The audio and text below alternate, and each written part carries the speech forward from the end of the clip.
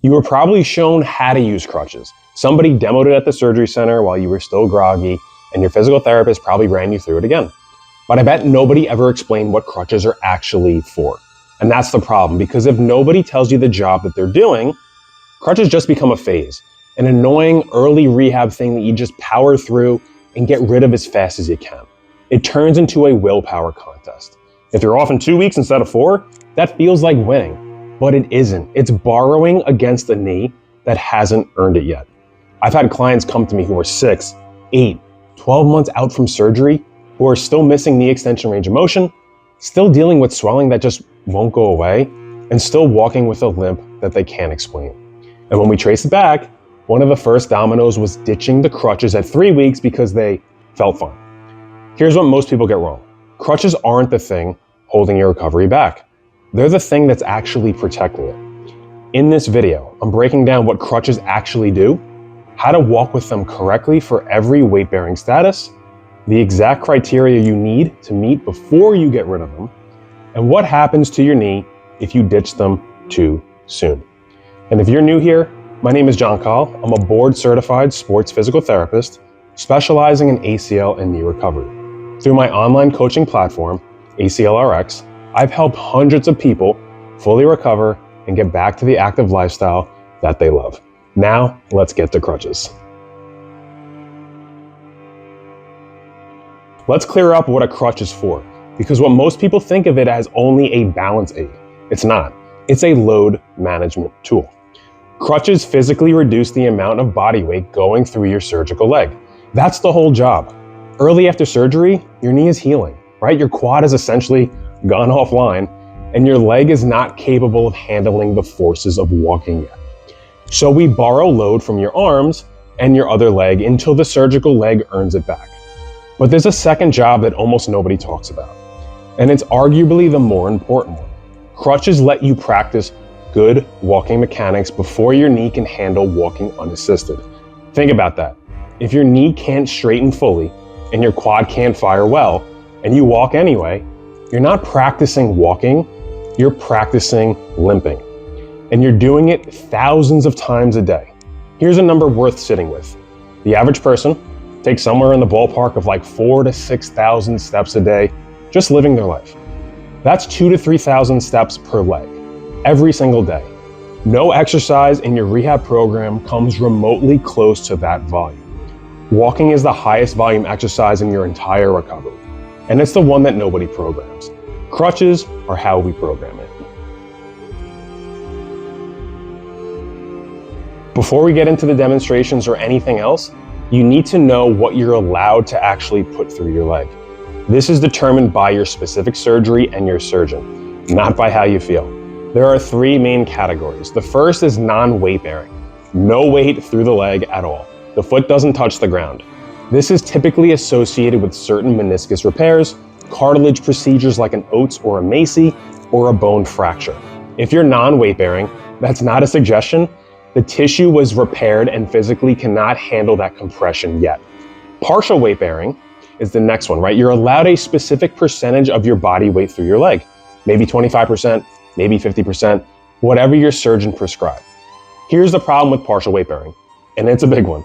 Nobody has any idea what 25% of their body weight actually feels like. So they guess, right? And people almost always guess high. So here's a quick tip, and it takes 2 minutes. Stand up with your crutches and put a bathroom scale underneath your surgical foot.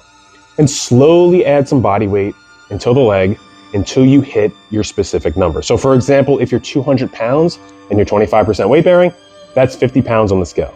Do it a few times a day for the first week until your body knows what that pressure actually feels like. That's how you turn a vague instruction to an actual skill. Weight bearing is tolerated as the third, progressing to full weight bearing, right? This is where most isolated ACL reconstructions land. And this is where the misunderstanding happens, because people hear it as tolerated and translate it to as much as I can get away with or more is better. That's not what it means. Weight bearing as tolerated means as much weight as you can put through the leg while maintaining proper walking mechanics. Mechanics are the ceiling, not comfort, not tolerance for pain, mechanics. If you can put 100% of your weight through your leg, but your knee stays bent the whole time, you're not full weight bearing. You're just walking badly without crutches. So the first part is proper setup. Standing up tall, you're going to let your arm rest by your sides. The hand grip should be at the height of your wrist, and the top of the armrest should be 2 to 3 fingers width below your armpit. Now, this is a little bit too short for me, but this is what I have here. So you don't want the armrest to be jammed up in your armpit. You want 2 to 3 fingers width of space between the armpit and the top of the armrest here. All right, now let's get into the mechanics for each status. So if you're non-weight bearing, that means you're not allowed to put any weight through your surgical leg. So as you walk, in this case, if my right leg is my surgical leg, I'm going to advance the crutch about a foot in front of me, and then I'm going to put my weight through my hands as I hop forward to the level of the crutch. My surgical leg is going to stay off the ground. If you're in a brace and extension, it's going to be in front of you. If your brace is unlocked, it can be bent a little bit. That's totally fine. Now, it's important to note that as I advance the crutches and I put weight through, my weight is going through my hands. I'm not allowing the armrest to jam up into my armpits, right? Really, really important here. They're not armrests as much as they sound like they are. So remember, they should be sitting 2 to 3 fingers width below your armpit. Because if you put too much compression into the armpit, you might get some numbness and tingling down into your fingers, and that's not good because we are compressing nerve and blood vessels that travel in the axillary or the armpit region. So if you're partial weight bearing, this changes. Your crutches and your surgical leg move forward together always. They move as one unit. So as you advance the crutch, your surgical leg goes with it at the same exact time, okay? Then as I go to put weight through my leg, remember it's gonna be 25, 50%, whatever it is. As I go to put weight through my leg, I'm using my arms to take body weight off, and then I swing my non-surgical leg to meet it there, okay? So crutch, surgical leg, go together. As I put weight through my leg, I'm taking weight off with my arms and then bringing my other leg through. So to go through again, crutch, surgical leg, use the crutch to take weight off. Crutch, surgical leg, use the crutches to take weight off. Now with partial weight bearing, you always need 2 crutches. So if your weight bearing is tolerated or full weight bearing on 2 crutches, it's the same rhythm. Crutches and surgical leg move together, and then non-surgical leg steps through. Now, the goal shifts though. Now we're not just managing load, we're chasing a normal walking pattern. So the goal is for your cadence to be even, and your step length should match each other.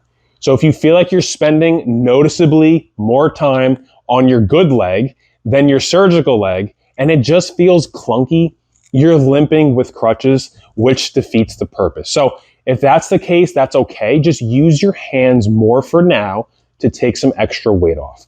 So there's really 2 options here. The first one is called a step 2 pattern. So here's what it looks like. My left leg is a surgical leg, same rhythm. Crutches and surgical leg go together.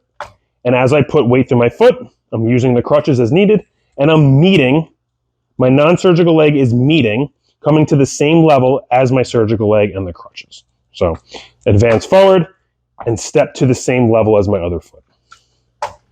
Okay, as we turn, coming back, showing you from this side, same thing, surgical leg and crutch, non-surgical leg steps through to the same level as my surgical foot. That's a step 2 pattern. That's going to be a little bit slower, but that's okay. That's where most people should be starting. Remember, mechanics is the ceiling here. That's what we're chasing. The second way is called a step through pattern. So it's very similar, but this one's going to be a little bit quicker. So what it looks like is this. Same concept, coming down with the crutch and my surgical leg together. And instead of stopping at the same level as my surgical foot, I'm going to swing that leg through. Step, swing through, okay? Advance the crutch, swing through past your surgical leg. Step, swing through. Now you can see the step through pattern resembles normal walking mechanics more than the step 2 pattern. That's where we want to get to eventually, but everyone should be starting at the step 2 just to make sure things are sound and mechanics are good, and then we can progress to the step through pattern. Now, once you've mastered the step through pattern with 2 crutches, it's time to start progressing to 1 crutch. Now, here's the really, really important thing about 1 crutch. It is always going to go on the arm that is opposite of your surgical knee. People get this wrong all the time. So if it's my left knee, that's the surgical knee, the crutch is going in my right arm, not the same side. Has to go opposite. This is actually going to allow us to practice normal walking mechanics and also offload the knee a little bit at this point. Now, this is only for people who are weight bearing is tolerated, progressing to full weight bearing. That's the only time you can use 1 crutch. So here's what it looks like. The same sequence. So my left leg is the surgical leg, crutch is in my right arm. I put weight through it as needed, and I can either do the step 2, right? Or I can do the step through. Showing from this side, step 2 or step through, okay? So that is how we walk properly with 1 crutch. Now for the cue that matters more than any of this. Once you're allowed to actually load the leg, you're allowed to put weight through that leg, every step needs to follow the same sequence. Heel first, quad set, then roll off the toe. Heel, quad set, roll off the toe. This is going to be the cues that helps facilitate a normal walking pattern. So what do I mean? This can be done on 2 crutches or 1 crutch as long as you're allowed to put weight through the foot. So as we take a step forward with our surgical leg, my focus is on hitting my heel on the ground first. So it's heel. As I start to progress over my surgical foot, right? My foot starts to go flat. I'm going to think about actively doing a quad set. So I'm straightening my knee. I'm squeezing my quad as I put weight through it. And then as I take a step forward, I'm rolling off my toe. Okay? So it's heel, quad set, roll off the toe. Heel, quad set, roll off the toe. Heel, quad set, roll off the toe. Coming back, heel, quad set, roll off the toe. Heel, quad set, roll off the toe. Super, super important. That is going to be the thing that actually drives normal walking mechanics. Quick myth to kill. A lot of people believe that the post-op brace is the thing that's actually protecting their knee. So if they got the brace on, the crutches are optional. The brace is doing some work to limit range of motion and provide external awareness for others, but the crutches are doing the load management. The brace controls position. It helps you from buckling, right, falling into a deep knee bend, or even hyperextending a little bit under load, right? It does a little bit of that, but it does very little to reduce how much force is traveling through your knee. Crutches are what actually takes the weight off of that leg. And here's the part that surprises people. In a lot of cases, and this is surgery dependent, so follow your surgeon's protocol, the brace should come off before the crutches do. People almost always do this backwards. They ditch the crutches first because they're annoying, and they keep the brace on because it feels like security. And then they wonder why their swelling hangs around. Listen, I get it. Crutches are a hassle. You can't carry anything. You can't open a door with your hands full. And you feel like you could probably walk without them. But here's what actually happens when you get off of them before your knee is actually ready. Your body compensates every time. If your quad can't hold your knee straight under load, your brain finds a way to work around it in 3 main ways. You keep the slightly bent knee all day long because a bent knee is a quad avoidance strategy. You shift your weight over to your good leg, and then you rotate your hip and pelvis to swing that leg through. And it feels fine because compensation is supposed to feel fine. That's its job, right? But if you stack that up, a few thousands of steps a day, every single day, of practicing a bent knee, an offloaded quad, and a hip-driven gait, you can start to see how these compensations become the new normal. 4 things that follow from that, and they all feed on each other. Number 1, your extension range of motion stalls. You are literally rehearsing a flexed knee thousands of times a day. Meanwhile, you're doing 10 minutes of quad sets and heel props, just trying to straighten it out. Which one do you think wins? And remember, research has shown that a loss of as little as 5 degrees of extension compared to your other knee is enough to drive a flexed knee walking pattern. It leads to increased joint loading, pain around the kneecap, and persistent quad weakness. It's a loop, and that limp costs you extension, and that missing extension guarantees a limp. Number 2, the swelling just won't leave. Loading the knee that it isn't ready for, thousands of reps a day, gets you exactly what you would expect. And swelling is a brake on quad activation. So you get weaker, which makes you compensate more, which creates more swelling. Number 3, the quad stays offline. No quad set at mid-stance thousands of times a day is thousands of missed opportunities to reactivate the muscle that matters most. 4, it becomes a habit, not a symptom. This is one that really costs people because gait patterns are motor programs. If you run them long enough, they stop being a response to a weak knee and they start just being just how you walk. And if walking is off, what do you think happens when you try to run? You don't get a clean slate at month 4. Whatever you build into your walk now shows up when you run amplified. And the frustrating part, it looks like progress, right? You're off crutches at 3 weeks and your buddy who tore his ACL last year was on them for 6. So you feel ahead, but that's the illusion of progress. You're moving fast in the wrong direction if you're not ready for it. So when do you get off of them? Not because it's been 3 weeks, not because it's been 4 weeks, not because your surgeon glanced at your knee at a 2-week follow-up and said you're good, and not because your physical therapist told you without measuring anything. You don't ditch crutches, you graduate from them. And here's the graduation requirement. 3 boxes, all of them, no exceptions. Number 1, full knee extension range of motion. In the majority of cases, we are looking for symmetry. Not flat, not 0, not close enough. If your non-surgical knee hyperextends 5 degrees, then 5 degrees of hyperextension is your full extension. And getting to 0 means you're 5 degrees short. This is the single most commonly missed milestone I find with new clients, and it's usually the one that unlocks everything else. If you don't have full extension, you have no business walking without a crutch because you will limp.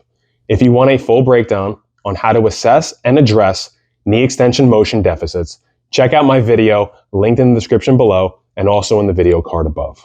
Number 2, quality quad activation and control.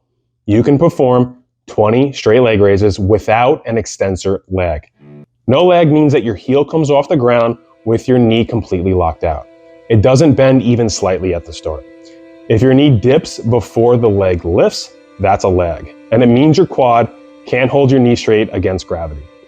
And if you can't do that lying on the floor with no body weight on it, it definitely can't do it under 100% of your body weight while you walk. And number 3, you can demonstrate normal walking mechanics without crutches. Heel, quad set, roll off the toe.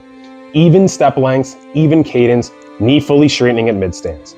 Have someone film you from the side and from the front. You will see things that you cannot feel. Until all 3 are checked, keep at least 1 crutch. And I'd rather you go from 2 crutches to 1 crutch to none over a couple of weeks than make the jump all at once and spend 3 months digging out of that hole. This is the same principle that runs through everything that I teach. Chase milestones, not calendar dates. Time means nothing if your knee isn't ready. So here's the takeaway. Crutches aren't a sign that you're behind. Rushing off them is what puts you behind. They're a tool that lets you protect a healing knee and practice normal walking at the same time. And you can use them until your knee has actually earned the right to walk on its own. You don't ditch crutches, you graduate from them. Full symmetrical extension, 20 straight leg raises without a lag, and a normal walking pattern. That's the diploma. If this was helpful, hit that like button, drop a comment, and subscribe. It goes a long way getting this information in front of more people who need it. And if you're getting ready for surgery, or you just had it and you want to make sure you're doing this rehab right for the first time, kudos to you. That's exactly the mindset that separates people who crush this recovery from people who spend a year guessing. If you're watching this months down the line thinking, oh no, I got off my crutches way too early and I'm still missing extension motion, this is your warning sign, but it's not a death sentence. Most of my clients come to me months or even years out from surgery, stuck and frustrated. There's a path back. You just need an actual plan and someone who knows what to look for. Either way, I'm here to help.